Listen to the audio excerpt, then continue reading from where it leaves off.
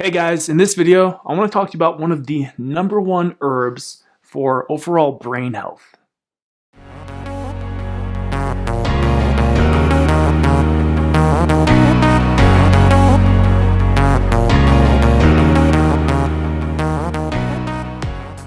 I would imagine that most people would agree from a common sense point of view that healthy blood flow to the brain is key for good overall brain health and function. However, what is it that actually determines healthy blood flow and circulation to the brain? I don't know about you, but I have, at least in the past, have not really stopped to really ponder what is truly controlling the circulatory system and the particular flow of blood to the brain. However, this is primarily a job of actually the thyroid. In fact, the thyroid is what governs the overall body temperature and circulatory system, amongst many other factors, given its major role in proper metabolic function, or specifically oxidative phosphorylation, which is basically a scientific term for the appropriate consumption and utilization of oxygen and glucose by the cell. Now, looking at blood flow to the brain in particular, it's actually the presence of carbon dioxide which controls blood flow to the brain. You see, carbon dioxide, although generally referred to as a waste product of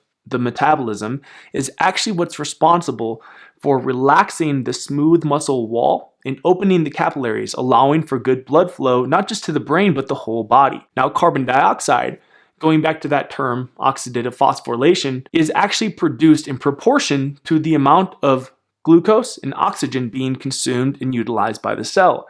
And again, that is the job of the thyroid. However, when the thyroid and the metabolism in general is not capable of producing a sufficient amount of carbon dioxide, another chemical comes into play. That chemical is nitric oxide, which will have a vasodilating effect when carbon dioxide is not able to. So in this way, nitric oxide, amongst the other sort of adaptive stress substances, comes into play when normal healthy metabolism is impaired. So although nitric oxide is very helpful in this way, it can help us adapt to stress and low carbon dioxide and energy production, the fact of the matter is the vasodilating effects of nitric oxide can have damaging effects, mostly through its inhibition of mitochondrial energy production, meaning that nitric oxide can temporarily help to vasodilate the blood vessels and keep the circulatory system moving, but it does so at the expense of proper energy production. In fact, nitric oxide is a key player in a lot of nerve and neurodegeneration. It's a major key player in the pathogenesis of things like Alzheimer's and dementia, mostly because it stimulates a lot of excitatory processes that lead to cell death. In fact, it's well known that various physical traumas like a brain injury or even really intense physical exercise is known to dramatically increase the synthesis and production of nitric oxide, therefore inhibiting its production. Not entirely. We still want our body to be able to produce it when in need. However, ideally, inhibiting its production will be protective against a wide variety of neurological disorders and even brain-related diseases or cognitive diseases like dementia. So with all of this background information out of the way, I want to share with you one of my personal favorite herbs that's fantastic, not just for improving the blood flow to the brain and overall brain and cognitive function, but it has many other systemic benefits, like its ability to lower cortisol, which is a major issue for most people today, being a classic stress hormone. And that herb is Ginkgo biloba.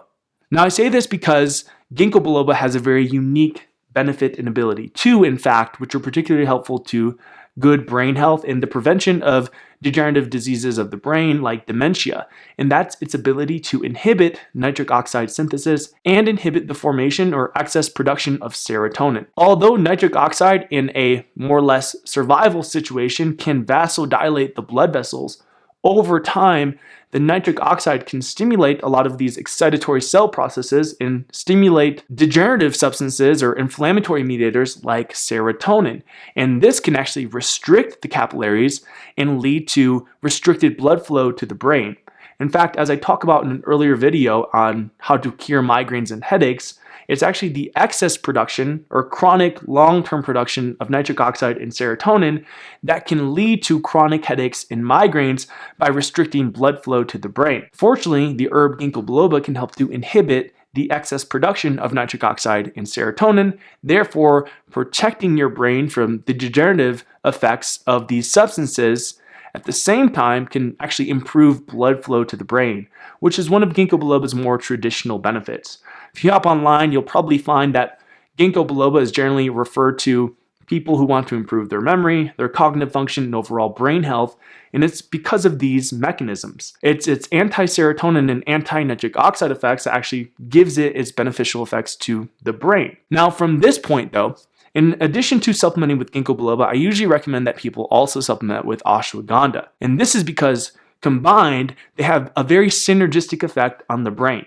While Ginkgo biloba can inhibit the nitric oxide that can be damaging over the long term, ashwagandha will increase the functioning of your thyroid and carbon dioxide production, which is the ideal substance that you want to be utilizing or relying on to ensure healthy blood flow throughout your whole body and to the brain. So although I would consider Ginkgo biloba to be the #1 brain tonic herb, given the systemic nature of our body, it is an organism that consists of cells, organs, and systems that are all interrelated and connected.